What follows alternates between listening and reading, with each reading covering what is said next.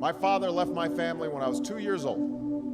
And I was raised by a single mom who had to work and who struggled at times to pay the bills and wasn't always able to give us the things that other kids had.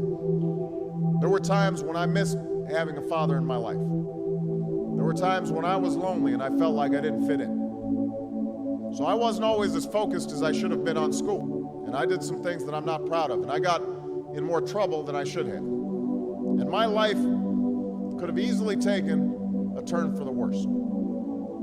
But I was lucky. I got a lot of second chances, and I had the opportunity to go to college and law school and follow my dreams. My wife, our First Lady, Michelle Obama, she has a similar story. Neither of her parents had gone to college, and they didn't have a lot of money. But they worked hard, and she worked hard so that she could go to the best schools in this country. Some of you might not have those advantages. Maybe you don't have adults in your life who give you the support that you need. Maybe someone in your family has lost their job and there's not enough money to go around. Maybe you live in a neighborhood where you don't feel safe, or have friends who are pressuring you to do things you know aren't right.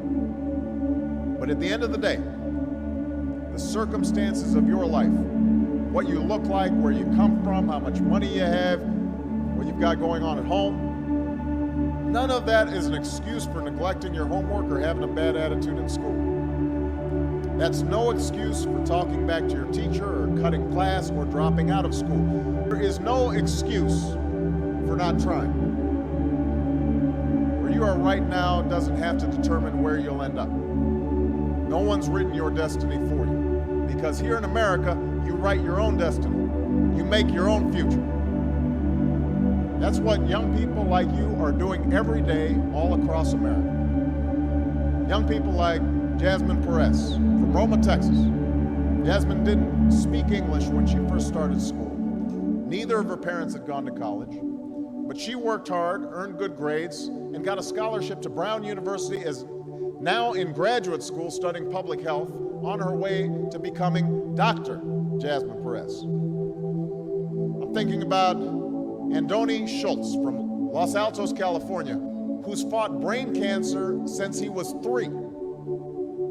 He's had to endure all sorts of treatments and surgeries, one of which affected his memory, so it took him much longer, hundreds of extra hours, to do his schoolwork. But he never fell behind. He's headed to college this fall. And then there's Chantel Steve from my hometown of Chicago, Illinois. Even when bouncing from foster home to foster home in the toughest neighborhoods in the city, she managed to get a job at a local health care center, start a program to keep young people out of gangs, and she's on track to graduate high school with honors and go on to college. But Jasmine, Andoni, and Chantel aren't any different from any of you. They face challenges in their lives just like you do. In some cases, they've got it a lot worse off than many of you. But they refuse to give up. They chose to take responsibility for their lives, for their education, and set goals for themselves. I expect all of you to do the same.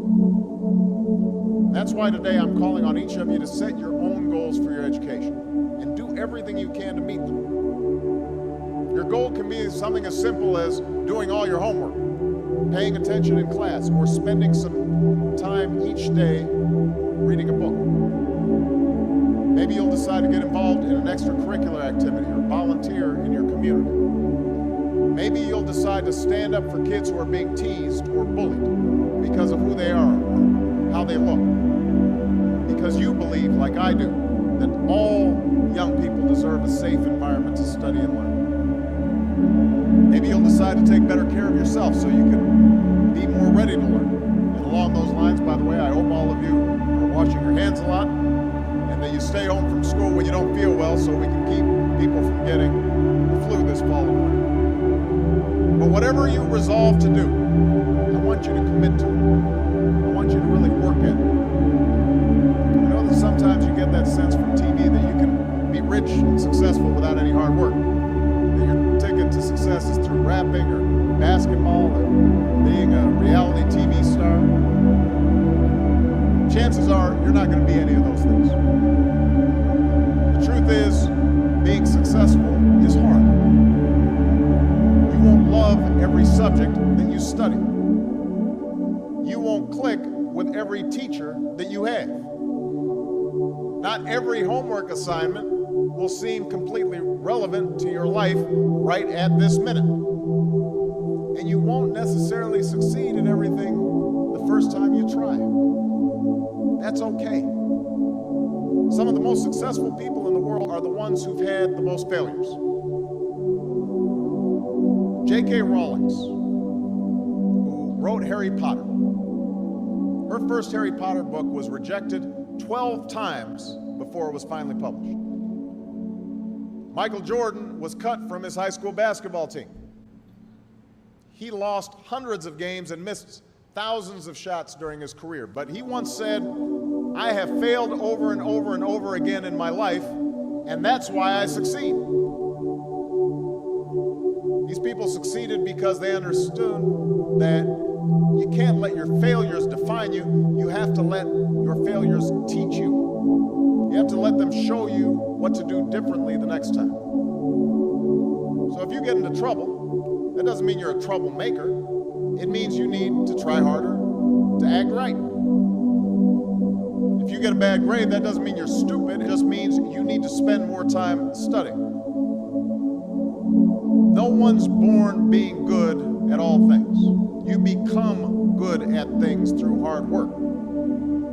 You're not a varsity athlete the first time you play a new sport. You don't hit every note the first time you sing a song. You've got to practice.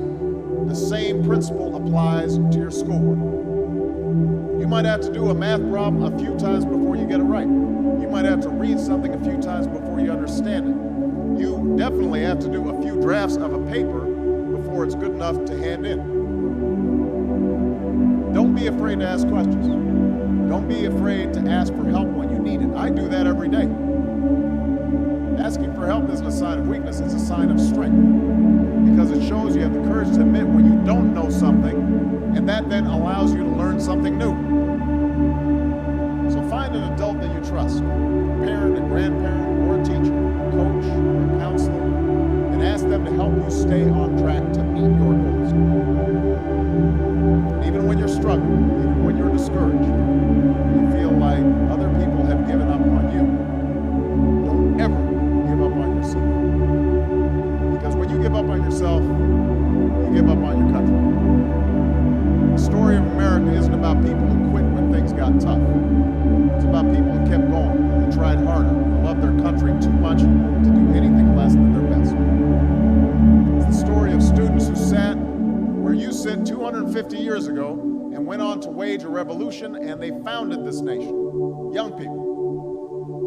Students who sat where you sit 75 years ago, who overcame a depression and won a world war, who fought for civil rights and put a man on the moon. Students who sat where you sit 20 years ago, who founded Google and Twitter and Facebook and changed the way we communicate with each other.